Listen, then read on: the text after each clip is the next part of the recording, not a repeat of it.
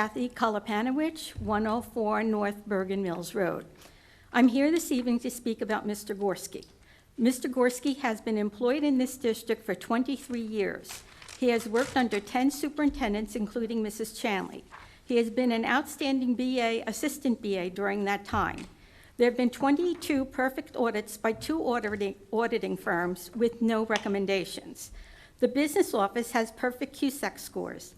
The transportation department under Mr. Gorski is #1 in the county and one of the top in the state. He has renegotiated bonds and saved our community millions of dollars. He has advocated for more fair funding from the state and even wrote his own legislation. Food service department under Mr. Gorski has one of the lowest lunch prices in the state and is self-sufficient.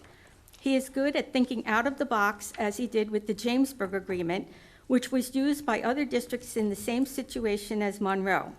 The high school and Oak Tree schools were opened on time and under budget. Applegard School was closed and reopened as an elementary school. Capital projects have been incorporated into the yearly budget without having to go for a referendum. All these through buildings and grounds under Mr. Gorski. For 22 years, Mr. Gorski has had an excellent evaluations and no letters in his file. I could go on and on about all the good things Mr. Gorski has done for Monroe, but I only have 4 minutes. So what's changed in the past few months? Well, right board at the right time. We all know a plan has been in the works for many years. First, Mrs. Skurbe needed to be elected to the board, then become board president. She had to make sure members were elected who would support her agenda. Then the board had to appoint Mrs. Chanley, Mrs. Skurbe's best friend, as interim superintendent, someone who is underqualified, overpaid, and will walk out of a meeting in a huff when she doesn't like what is being said.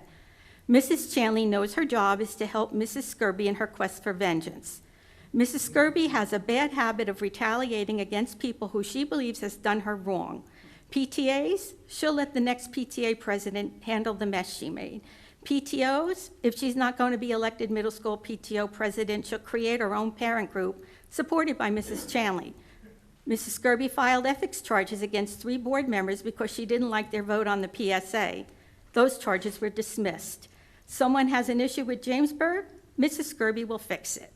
We'll divide our agenda and separate Monroe and Jamesburg.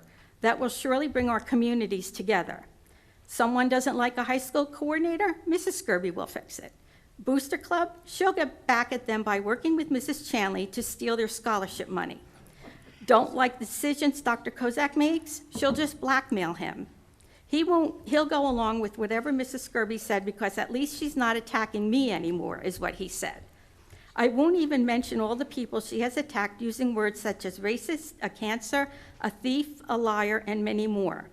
What Mrs. Skurbe didn't have until recently was a reason to get rid of Mr. Gorski. So we'll use the bill list as the catalyst for removing him. A list that has been used in this district for over 30 years. A list that has been looked at by 2 different auditors and found to be compliant. A list that a financial expert on the board has signed off on for years.